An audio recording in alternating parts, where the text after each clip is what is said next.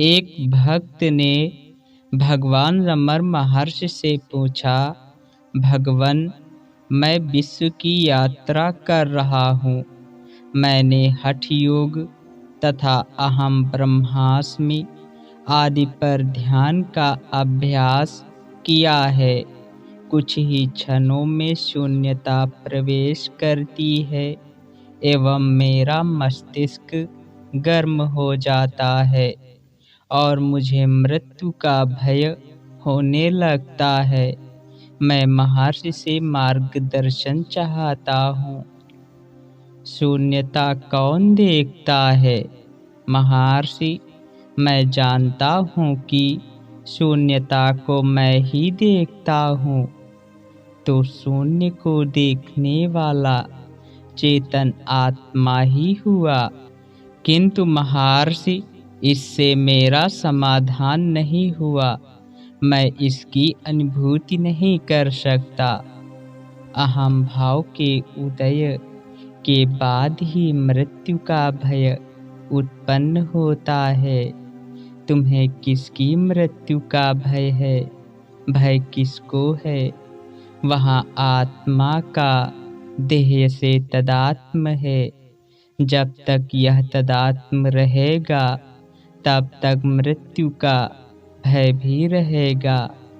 किंतु महर्षि, मुझे अपनी देह का भान नहीं है।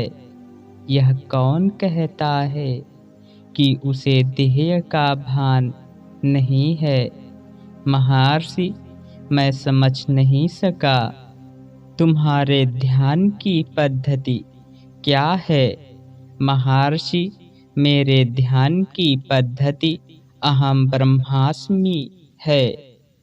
अहम ब्रह्मास्मि विचार मात्र है। यह कौन कहता है? स्वयं ब्रह्म ऐसा नहीं कहता।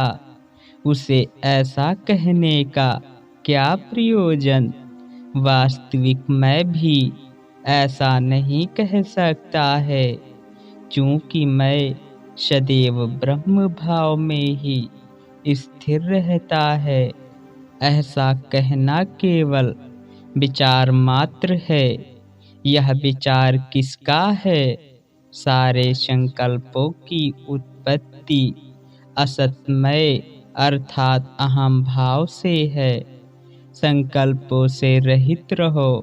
जब तक संकल्प है तब तक मृत्यु का भय भी होगा। अर्थात मृत्यु का भय एक विचार मात्र ही है। भगवन, इस पर विचार करते हुए मुझे विस्मृति हो जाती है तथा मस्तिष्क गर्म हो जाता है और मैं भयभीत हो जाता हूँ। हाँ, मन मस्तिष्क में एकाग्र हो जाने से तुम्हें वहाँ गर्मी अनुभव होती है। यह अहम भाव के कारण है। जब तक संकल्प रहेंगे तब तक विस्मृति होगी।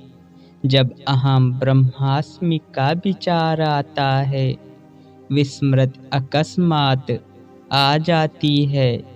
तब अहम भाव उदय होकर साथ ही मृत्यु का भय भी उत्पन्न होता है। विस्मृति तथा संकल्प अहम भाव के कारण ही हैं। इसे पकड़ोगे तो यह भ्रम की तरह लुप्त हो जाएगा। जो अवशेष रहेगा वह वास्तविक मैं है। यही आत्मा है। अहम ब्रह्मास्मि एकाग्र होने का एक साधन मात्र है। यह अन्य संकल्पों को दूर रखता है। केवल एक वही विचार रहता है। देखो कि वह विचार किसका है, तब पता चलेगा कि इसका उद्गम अहम भाव से है। अहम भाव का उद्गम कहाँ से है? इसकी शोध करो। अहम भाव नष्ट हो जाएगा। परम तत्व आत्मा स्वयं प्रकाशित हो उठेगी। अन्य किसी प्रयास की आवश्यकता नहीं है। जब केवल वास्तविकमय अवशेष रहेगा, तब वह अहम ब्रह्मास्मि नहीं कहेगा। क्या कोई व्यक्ति ऐसा कहता रहता है कि मैं आदमी हूँ, जब तक उसे चुनौती न दी जाए? वह क्यों कहेगा कि मैं आदमी हूँ? क्या कभी कोई भूल से स्वयं को पशु मानता है कि वह यह कहे कि नहीं, मैं पशु नहीं हूँ, बल्कि मैं मनुष्य हूँ? इसी प्रकार ब्रह्म अथवा वास्तविकमय मात्र की सत्ता होने से इसे चुनौती देने वाला कोई नहीं है। अतः अहम ब्रह्मास्मि के जप की कोई आवश्यकता नहीं है।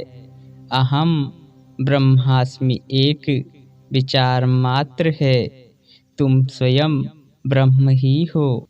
तुम अमर आत्मा हो, जिसकी मृत्यु कभी नहीं होती है।